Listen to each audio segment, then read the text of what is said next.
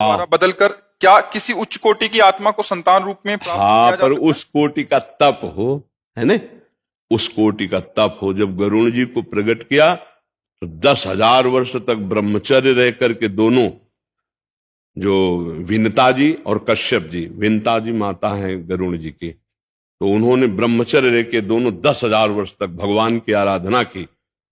तब उनसे भगवान के वाहन गरुड़ जी का प्रादुर्भाव हुआ। तो अपनी तो आयु ही 70-80 वर्ष की है नहीं? तो इसमें इतना पवित्र आचरण, ब्रह्मचर्य। अब आजकल तो नए बच्चे देखो किस हालत में जा रहे हैं, वो बॉयफ्रेंड गर्लफ्रेंड, इसमें तो मतलब हृदय ही दूषित होता जा रहा है हमारी समाज का। क्योंकि हम जो चिंतन करते हैं, जो क्रियाएं करते हैं, उसी का प्रभाव होता है। आज ये बॉयफ्रेंड ब्रेकअप, 10 दिन बाद दूसरा बॉयफ्रेंड ब्रेकअप, ये क्या है? ये हमारे समाज में कितनी बड़ी गंदी बात फैल रही, जिसे लोग समझ नहीं रहे कि इससे हमारे गृहस्थ धर्म का नाश हो जाएगा। मतलब जो हमारा पूर्व भारत का गृहस्थ धर्म है, ये सब नष्ट हो जाएगा। पति पत्नी में प्रेम नहीं रहेगा, संतान जो है वो संस्कारी नहीं प्रकट होंगे, क्योंकि माता पिता संस्कारहीन हो रहे। आज यहाँ कल वहां वृत्ति, तो फिर वो संस्कार कहाँ रह गए? तो आप जो प्रश्न कर रहे हैं, तो बड़ा दुर्लभ विषय ये है कि संयम में रह पाना और साधना करना, वो तभी हो सकता है भाई। पूरी बिल्डिंग तभी सही बनेगी जब उसकी नींव मजबूत हो। हमारे समाज की नींव बिगड़ती चली जाए। हमारे समाज की नींव है ये बच्चे, जो छोटे छोटे बच्चे हैं, 12, 13, 14, 18, 20, ये हमारे राष्ट्र की नींव है, ये हमारे समाज की नींव है। अब इसी में व्यसन और व्यभिचार और प्रमाद स्थितियां वाली, और बड़े बड़े आईपैड, मोबाइल, लैपटॉप वाला जमाना, जो चाहो देख लो, जो चाहो, तो बड़ा कठिन है। बहुत असंभव सा समझो, असंभव सा समझो कि ऐसी साधना करके ऐसा, बड़ा कठिन है। बड़ा नहीं, बातें तो करना सहज है, लेकिन रहना बहुत कठिन है, असंभव सा है। पर अगर कोई ऐसा करे तो ऐसा भी हो सकता है। क्योंकि अगर ऐसा ना होता तो बड़े बड़े संत महात्मा किसी के बेटे ही हैं, किसी से पैदा ही होते नहीं। मतलब जितने बड़े बड़े परमहंस, बड़े बड़े महात्मा हैं आज भी, ऐसा नहीं, आज भी बहुत अच्छी स्थिति को प्राप्त, वो भी किसी माता पिता से ही तो पैदा हुई। उन माता पिता ने तो साधन किया ही होगा, तभी तो ऐसा होता है। तो क्या होता है? संस्कार होते हैं। जब तक भगवत मार्ग का संस्कार नहीं होगा तब तक बनता नहीं। तो ये देखा, बड़े ही सदाचारी, बड़े ही पवित्र, तो वैसी संतान उत्पन्न होती है जैसा वातावरण होता है, जैसा माता पिता का संस्कार होता है। तो अगर ऐसा किया जाए कि बाल्यावस्था से सुधार होना चाहिए, क्योंकि पवित्रता, शरीर की, चरित्र की पवित्रता अत्यंत आवश्यक है संतान उन्नतशील होने के लिए। बच्चे बुद्धिमान बहुत हैं आज, लेकिन विवेकी नहीं है, विवेकहीन है। कितना पढ़े लिखे माता पिता से असभ्य बर्ताव करते हैं, ये विवेक नहीं है। विद्या विनयम ददाति, पढ़ा लिखा तो ऐसे नम्र होता है वो माता पिता। तो आप अपना देखिए, हम अपना देखेंगे, हमारी जिंदगी है। अब हमारी जिंदगी को आप कैसे अपने अंडर में ले सकते हैं? बच्चियां बच्चे ऐसे उत्तर दे देते हैं, माता पिता चुप। ये असभ्यता कहां से आई? अपवित्रता से, चरित्रहीनता से असभ्यता जागृत हो गई, क्रूरता जागृत हो गई। यहां तक हो गया बूढ़े बूढ़े माता पिता को घर से निकाल दिया गया। जब पूरा जीवन खिलाया पिलाया, पढ़ाया लिखाया, नौकरी करवाई, सब व्यवस्था हो गई, अब वो माता पिता गली गली भटके, ऐसी स्थिति।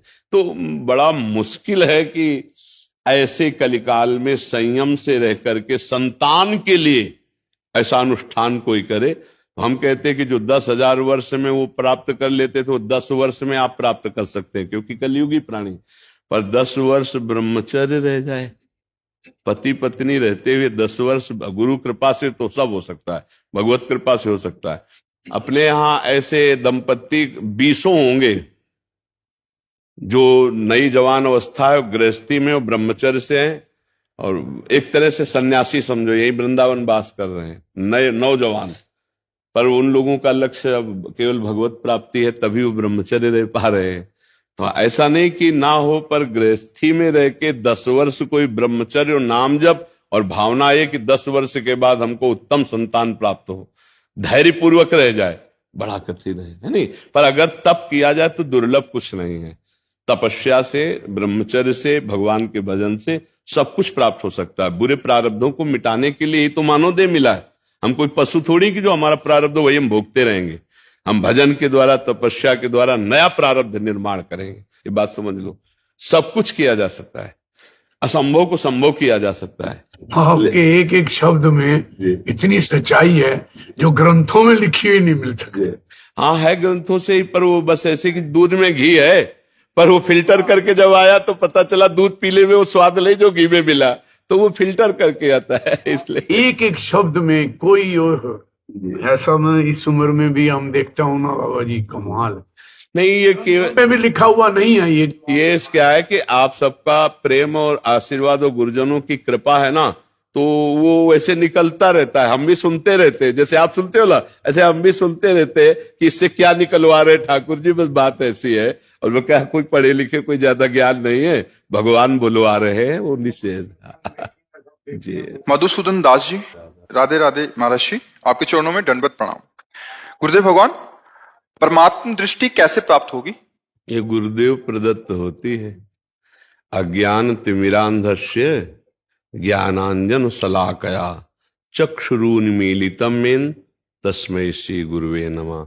कई बार चर्चा की है एकांतिक में कि 3 नेत्र होते हैं। एक तो ये 2 नेत्र हैं प्राकृतिक, जो भगवती त्रिगुणमयी माया के द्वारा ये रचा हुआ जड़ चैतन्य है गुण दोष में, इसका दर्शन करने की इसमें योग्यता है।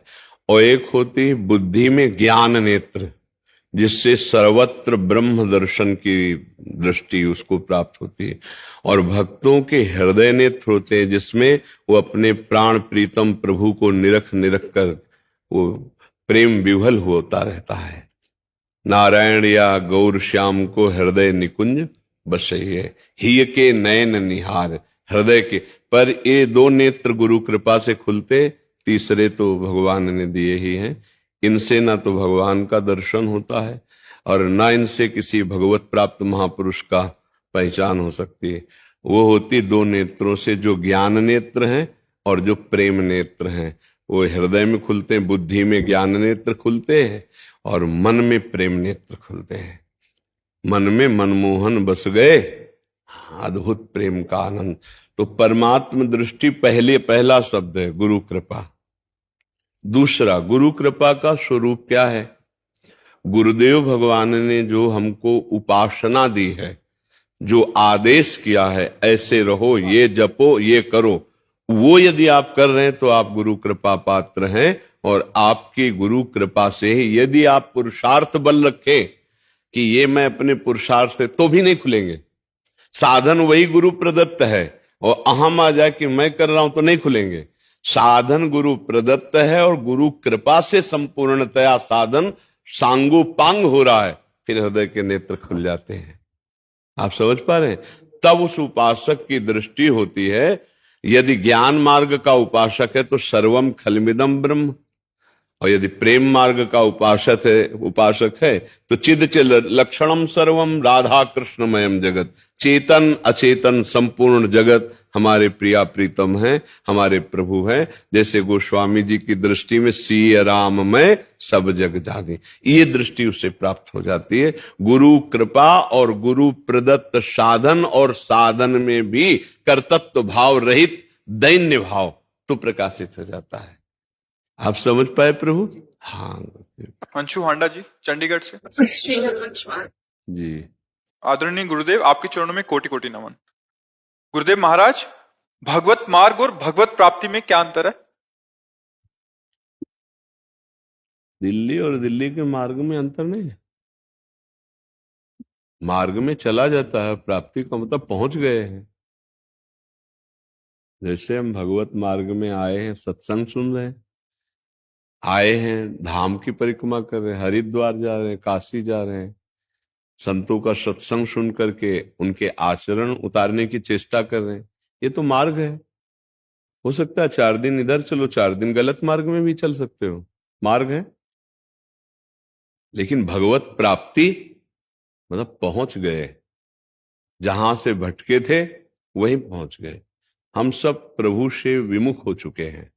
शरीर में राग होने के कारण अपने को स्त्री, अपने को पुरुष मानकर नाना प्रकार की भोग सामग्रियों में, भोग क्रियाओं में, भोग चिंतन में फंस गए।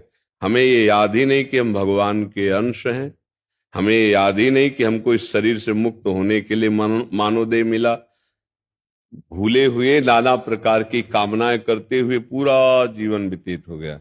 जैसे देखो, किसी का 30 वर्ष, किसी का 40 वर्ष व्यतीत हो गया, हाथ क्या लगा अभी, बस चल ही रहा है, जाल चल रहा है। इतना कमा लेते हैं, ये बना लेते हैं, ऐसा हो जाता है, वैसा हो जाता है। ऐसे ही अंतिम समय सोचते हुए चले जाओगे, अंतिम समय भी फाइनल नहीं कर पाओगे यहाँ कुछ भी। इसका नाम माया है। फाइनल तभी होगा जब नाम जप करते हुए भगवान का साक्षात्कार हो जाए। उसे कहते हैं भगवत प्राप्ति। भगवत प्राप्ति हो गई, आवागमन से मुक्त हो गया, समस्त पाप नष्ट हो गए, समस्त कर्म छिन्न भिन्न हो गए, दुख का लेस नहीं, अपने घर आ गया, अर्थात परमात्मा प्राप्ति हो गई। हम परमात्मा के अंश हैं, भगवान के अंश हैं। अब आवागमन नहीं होगा।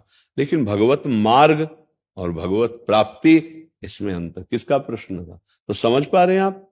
मार्ग का मतलब है जिसपे हम चल करके, और प्राप्ति का मतलब है जहां पहुंच गए।